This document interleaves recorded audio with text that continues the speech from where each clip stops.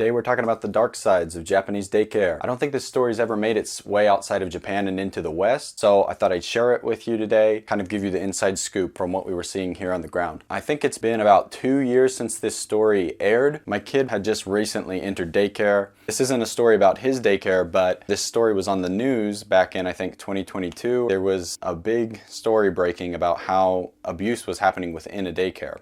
If this was just like one isolated incident or nothing, I probably would have just never thought about it again and just it would have slipped out of my mind. You know, abuse happens anywhere around the world. That's not that, I mean, it's super unfortunate, but it's not super unusual if it was just like an isolated case. But once this first case came out, there were stories, I mean, this was running for at least like a month or so. There were stories on the news. It seemed every week there were more cases of these abuses coming out. So what was happening was there would be teachers at Japanese daycares, no parents around, obviously, they're watching them during the day. Like the teachers would be threatening the students. And these are young kids, you know, these are like, I don't know, maybe anywhere from 2 years old to 4 or something, probably not even 4, because I think the reason they felt so comfortable doing this is that like the kids were so young that they couldn't really tell their parents, you know, or they wouldn't really tell their parents because they don't have the words to like, first of all, they don't know that's not normal. And second of all, like even if they did, they maybe can't vocalize it as well to their parents, right?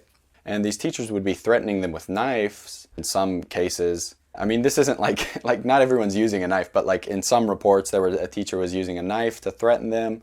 In other cases, there was one where like they were being forced to spend the day like basically just in their underwear eating. And I don't think it was anything sexual. It was just like the teachers were neglecting to get them dressed and whatnot. And so there were all kinds of weird things happening. If this was just one teacher doing that, that would be maybe the kind of abuse you might see anywhere in the world. But the weird thing about this is, like, these were multiple teachers at the same school doing this. So you're talking I think in some instances it was like 3 or 4 teachers doing this, just abusing in various ways the students they were watching. That's the part that I think is it seems somewhat unique to Japan. You know, if there's another teacher with you, you're probably not going to be doing the abuse right out in the open like that, say in the US.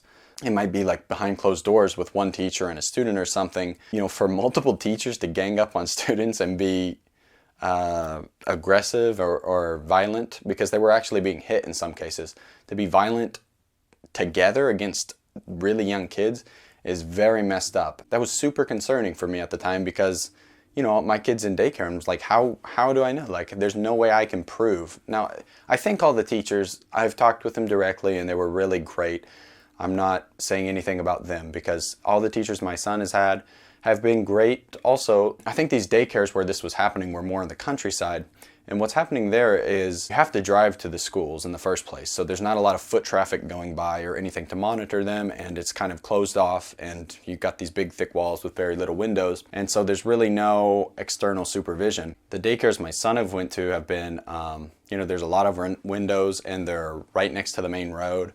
So if anything fishy was going on, I think it would be a lot easier to get caught. And also the teachers are always just posting what the students are doing. So like pictures in a social app that I have and that all the teachers and parents can use. So I kind of got a feel for what's going on pretty much all hours of the day. And even if something were to get out of hand, it would be pretty easy for the teachers to get figured out. But these places where they have no supervision, some bad things can happen. The thing about it that struck me was, you know, if one of these incidents occurred, it caught the media's attention, and then during this 1 month, they find multiple reports, that just tells you that is like just the beginning, right? If you can find this many reports that quickly, this has got to have been going on for a while now, probably still going on everywhere, right? I mean, 3 in 1 month is pretty crazy. And actually, while doing a little bit more research for this video, I found a report that they've had all kinds of incidents all over the country ever since this started. They've been investigating more. I'll link that article in the description to this video. But yeah, I mean, there's just this problem boiling under the surface that came out for a period of about a month back in 2022. And I don't think that was heard outside of Japan. Now, obviously, you can't really make excuses for teachers being monstrous toward very young children, but there are some conditions that contribute to this. I don't know if they're overworked, but I know their pay is really low, and I know that daycare teachers in Japan will have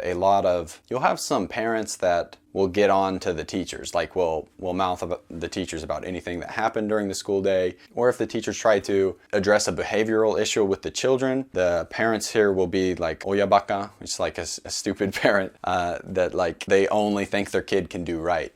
And so they'll lash out at the teachers like, oh, my child would never do that. And so you have a bunch of undisciplined students a lot of times. And again, they're super young, so they don't know any better, right? It's just maybe they don't have any discipline at home or whatever. And then you have the parents not willing to help and sometimes lashing out at the teachers. And I have some firsthand accounts of being lashed out at by the parents for really no apparent reason. That can contribute to stress. But you know, when it comes to like threatening students or actually hitting students, first of all, it's abuse, but let alone someone else's kids, like as a group of teachers doing that is beyond comprehension. Needless to say, not all teachers are like this here. There's tons of good teachers all throughout the country, but Japan has a very unique problem with this way groups of teachers can gang up on students and treat them badly. I actually have a friend that's a daycare teacher, so maybe I could interview her. Sometime and see what her opinions are.